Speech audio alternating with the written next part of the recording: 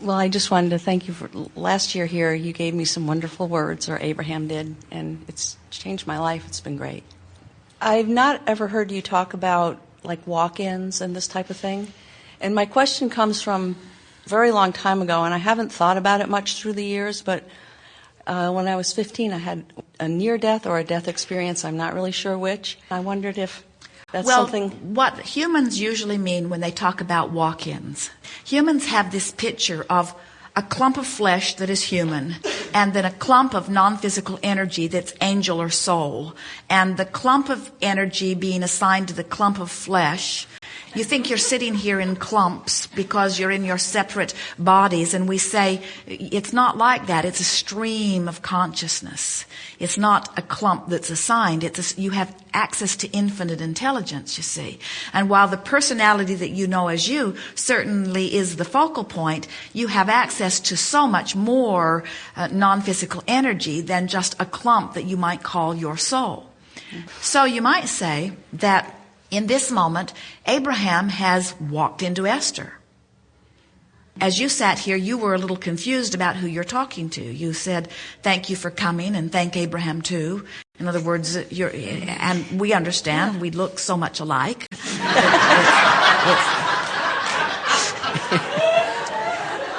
But we want you to understand that what's happening here is that Abraham is broader consciousness than Esther or Esther's inner being.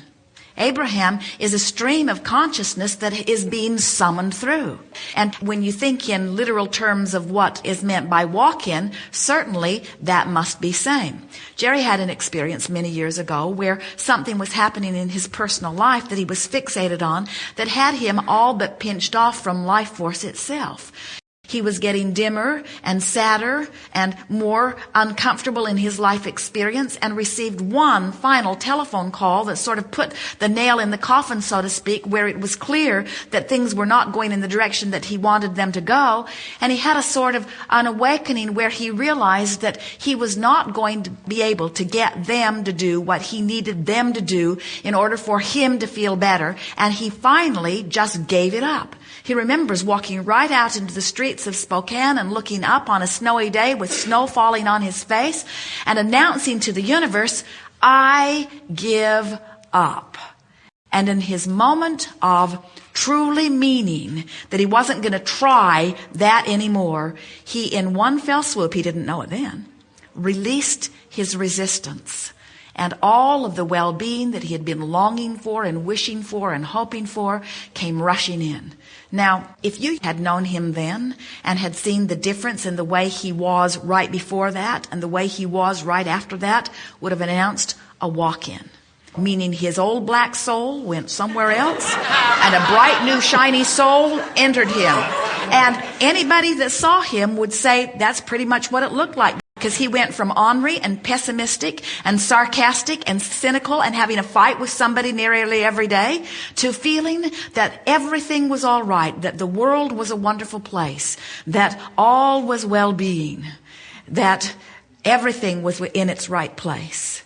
But it wasn't because some other energy walked in. It was because he stopped doing the resisting thing that was keeping the natural energy out. So it's just one life or one big energy, whatever you want to call it, but there's some individuation. We're just talking about, in the subject of walk-ins, we're just talking about allowing or resisting. Now let's look at it in the context of contrast. So you're living life, you're looking at what's wrong, you're holding your attention upon what's wrong, and in doing so, you're offering a vibration that's not allowing what you consider to be right in. So the worse it gets, the worse it gets, the worse it gets, the worse it gets. But the benefit of that is, the worse it gets, the more you really want what you want. The worse it gets, the more you really want what you want. And so the contrast between where you are and where you want to be keeps pulsing. And so there becomes this stronger and stronger vibrational discord between who you really are and who you're allowing yourself to be in this moment. Now, at any point in time, some have to have a death experience, not just a near-death experience.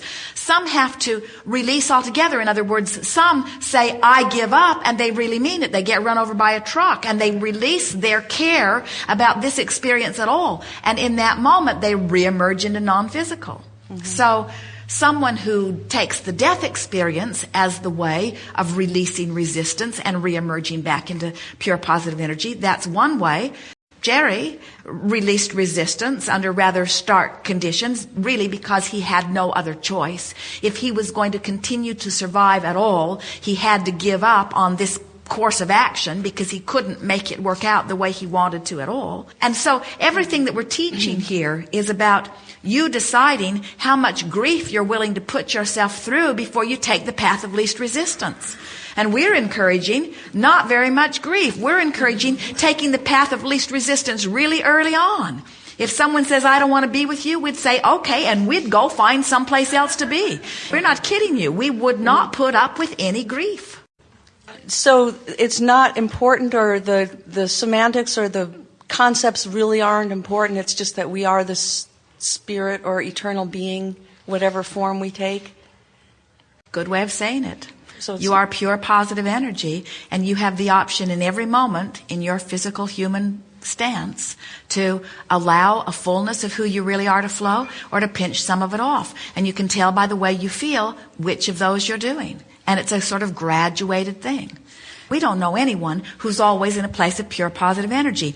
You've never had a master on your planet that always was in a place of pure positive energy. You cannot be physically focused with contrast abounding without being affected by your contrast. But the contrast helps you to conclude what you prefer, and the faster you turn your attention toward it, the more in alignment you are with it, you see. Right. You do see. I do. Very Thank good. you. Yes, indeed.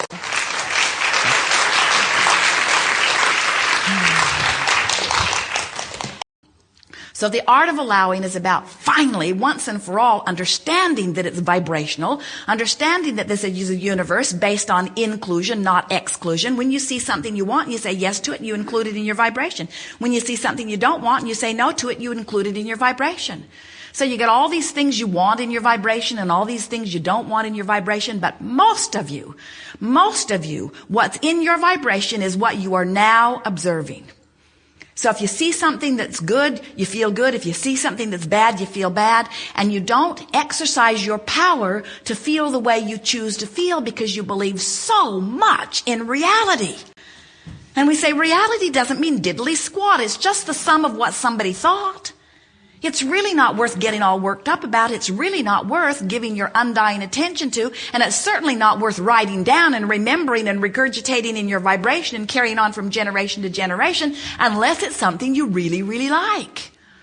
So when you watch television, how much of it is about what you really, really like? Esther looks very hard for things that are uplifting in nature. And finally she'll say, it's hardly worth it. There's so much on there that doesn't feel good to me. But eventually she will find something if she's determined enough. There is so much potential for wonderful things in your experience, but you've got to decide that it matters enough that you're going to look for it.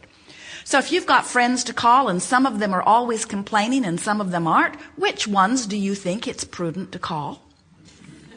If you've got memories that some of them are so upsetting and some of them are so inspiring, which ones do you think it's worth regurgitating? If you have television programs that always leave you pensive or always leaving you feeling less free or less safe, and there are television programs that make your heart sing, which ones do you think it's prudent for you to turn your attention to?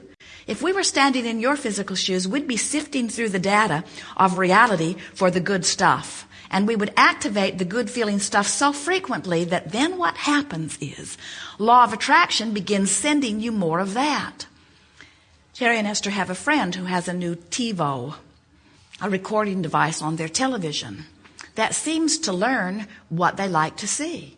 So once they deliberately watch some things, TiVo says, well, if you like that, you might like this. If you like that, you might like this.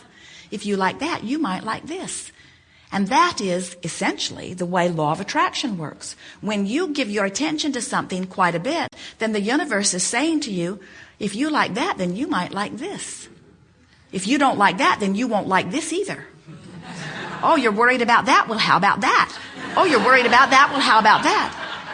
Oh, you didn't like this happening to you? Well, you're really not going to like this happening to you. In other words, the universe is this wonderful, consistent, always responding to your vibration, non-judgmental, not trying to make anything happen mechanism in your life experience. It is this constant feedback of where you are vibrationally. And isn't it a wonderful thing to recognize that what I think and feel and what manifests always matches? And so what we're really talking about here is being aware pre-manifestation of what you're doing vibrationally. Oh, you can do it anyway. You can wait till it manifests and then change your mind about it.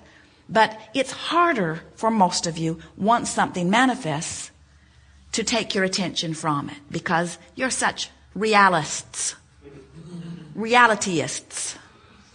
Spell checker will hate that word. Realitists. Realityists. You are such focusers on reality and making reality such a big hairy deal. Making reality such a dominant reason. Well, it's true, you say, and we say, so what? There are all kinds of things that are true. Be more selective in what you take from the piles of truth to activate within your experience. Good.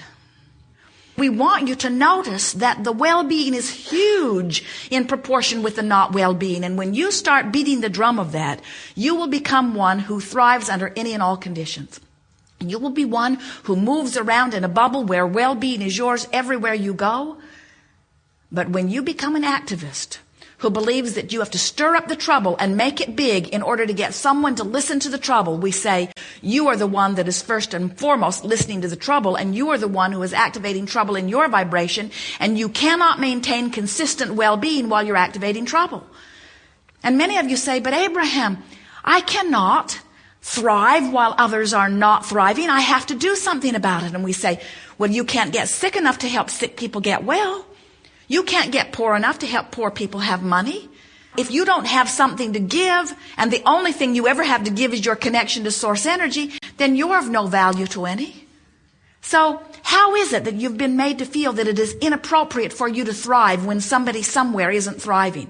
So you downplay your well-being. You try not to thrive quite so much because you don't want to take advantage of, you don't want to get more than your fair share of well-being. And we say, friends, you cannot ever get more than your fair share of well-being. And there is proportionate share for everyone. Everyone is tapped into the stream of well-being. You could not possibly get wellness and deprive somebody else of it.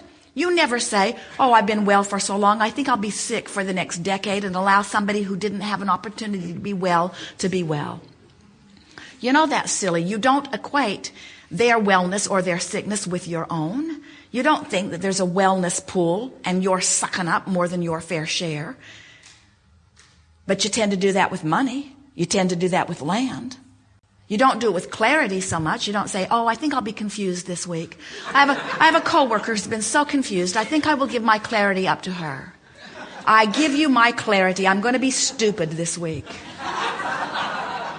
Instead, you say, we can tap into clarity. We can tap into abundance. We can tap into well-being. The stream is big enough for all of us, and we're here to tell you that the stream is proportionate to what you are asking for. But here's the thing that we think so many of you don't understand, and we have never said this to any of you before.